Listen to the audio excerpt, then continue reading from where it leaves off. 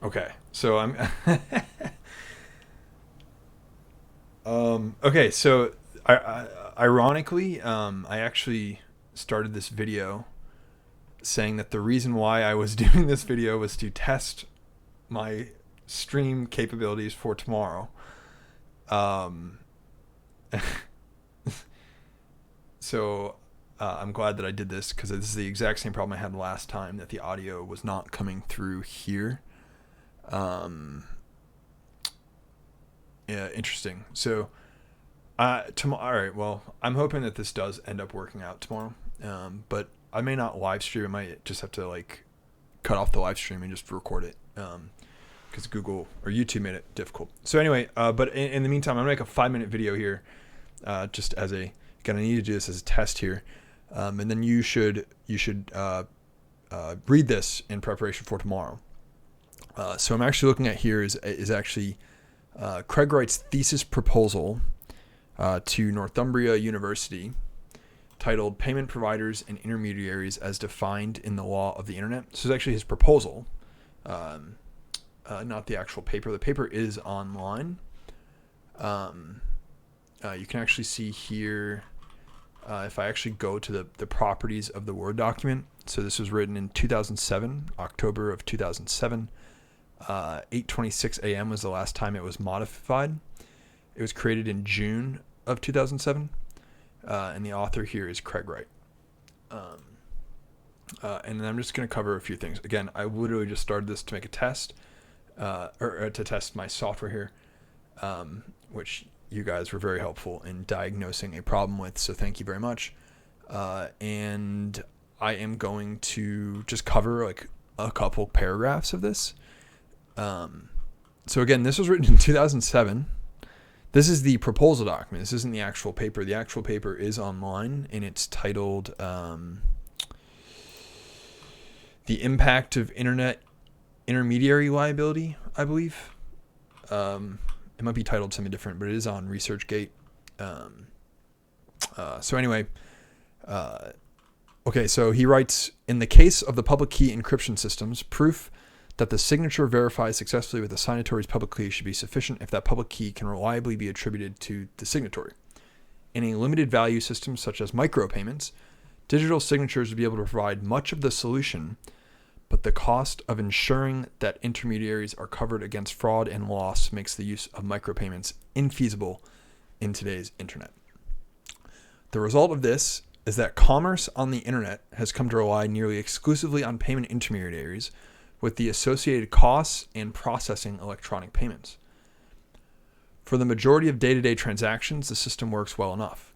The inherent weaknesses of the trust-based model come through the need to mitigate fraud and the associated economic costs this creates. Micropayments would require the introduction of micropayments that are economically infeasible to mediate. To be of use, such a system would rely on either the buyer or the seller be willing to place trust in the other party to a level where they would prefer to walk away from a transaction than to dispute it. Okay, so electronic payment systems, including digital currency systems of the past, have always required third-party interactions. Systems including DigiCash and eGold have looked to incorporate systems such as trader tracing and methodologies to expose parties who engage in fraudulent transactions or double spending. Some early electronic systems would use a timestamp server created by announcing the hash of a contract or transaction using a Usenet system or even publication in newspapers. This would prove the existence of data at a point in time, but due to a lack of automation, did little to limit the costs associated with micropayments. And again, I'm almost done here. Both DigiCash and eGold require a central party that can check for the existence of double spends.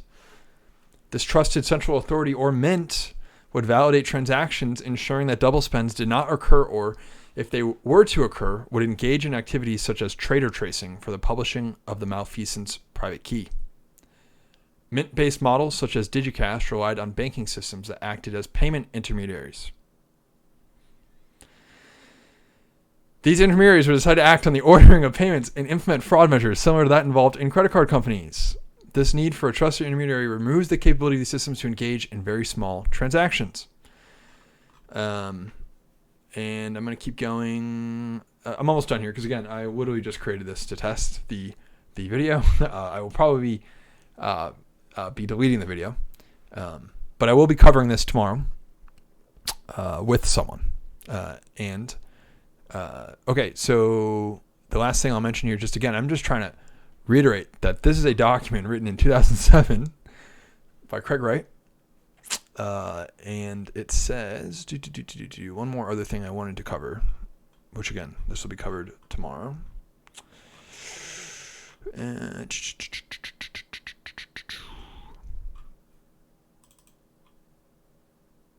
Okay. All right. So this is in the end of the summary. Further, the added layer of complexity has limited the possibilities for new forms of commerce that were promised at the birth of the internet. The inability to offer micropayments has stifled the growth and development of new and novel technologies, leading to the sale of privacy and personal information. Anonymity and leaky international boundaries impede the prosecution of the primary malfeasors. The malfeasors require payment intermediaries to process their transactions, and the requirements that are imposed on intermediaries to track and trace this form of risk has led to the collapse of the e-cash payment system and the inability of pre-existing systems to provide micropayment services. Very interesting, isn't it? Okay, so I will, here, let me find you a link to the paper here real quick, and then I will sign off here. All right, so let's see. The impact of intermediary. Let me just search this, and I'll probably find it here. Okay, here it is. I will put a link in the chat. Okay. Thanks for testing this out with me. Thanks for telling me that this wasn't working.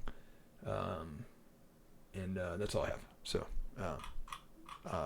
yeah, I will have a video tomorrow. Hopefully live if I can get this working. So, otherwise it'll be recorded. Thank you. Bye.